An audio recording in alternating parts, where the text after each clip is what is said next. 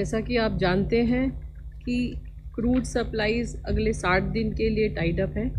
हमारी crude inventories are sufficient.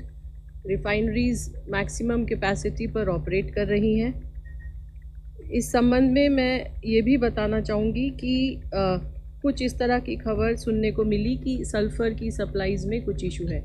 मैं ये बात क्लियर कर देना चाहती हूँ कि क्योंकि हमारी रिफाइनरीज मैक्सिमम कैपेसिटी पर ऑपरेट कर रही हैं, इसलिए सल्फ़र की कोई शॉर्टेज नहीं है।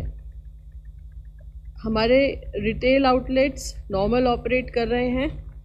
इंटरनेशनल वॉलेटिलिटी के बावजूद भी पंप के प्राइसेस में कोई इंक्रीज़ नहीं किया गया है। भारत सरकार ने प्राइसेस को स्टेबल रखने के लिए एक्साइज ड्यूटी में रिडक्शन किया है और कुछ बाहर हमारी ऑयल मार्केटिंग कंपनीज भी उठा रही हैं और लगभग 24 रुपये का अंडर रिकवरी पेट्रोल के ऊपर और 104 रुपये का अंडर रिकवरी डीजल पर लीटर डीजल पर है। इसके अलावा नेचुरल गैस की सप्लाई डोमेस्टिक कंज्यूमर्स को 100% एश्योर्ड है और जैसा कि मैं आपको बताती आ रही हूँ कि भारत सरकार ने पीएनजी के एक्सपेंशन के लिए कई सारे कदम उठाए हैं। ये इसलिए भी ज़रूरी है कि इससे हमारे एलपीजी के ऊपर जो प्रेशर है वो ईज़ आउट होगा। इसी क्रम में आपको मैं याद दिलाना चाहूँगी कि भारत सरकार ने एक ऑर्डर इशू किया था और जिसमें ये कहा था कि 10% एडिशनल कमर्शियल एलपीजी दी जाएगी अगर state government ease of doing business के द्वारा पीएनजी एक्सपेंशन को प्रमोट करेंगे।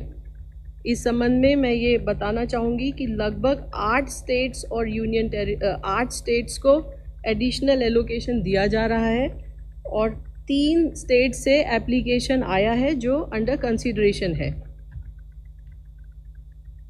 पिछले एक माह में लगभग 3,33,000 पीएनजी कनेक्शंस दिए गए हैं, उनको गैस सप्लाई की गई है। इसके अलावा 2,90,000 नए कनेक्शन भी दिए गए हैं और 3,61,000 के आसपास न्यू रजिस्ट्रेशन भी प्राप्त हुए हैं। एलपीजी के सप्लाई के संबंध में मैं ये बताना चाहूँगी कि पेट्रोल और डीजल की तरह ही इंटरनेशनल वॉलेटिलिटी के बावजूद प्राइसेस आर स्टेबल। कोई एलपीजी घरेलू सिलेंडर के दाम में कोई इंक्रीज़ नहीं किया गया है। किसी भी डिस्ट्रीब्यूटर पर ड्राई आउट नहीं है और सभी डिस्ट्रीब्यूटर्स के पास पर्याप्त एलपीजी उपलब्ध है।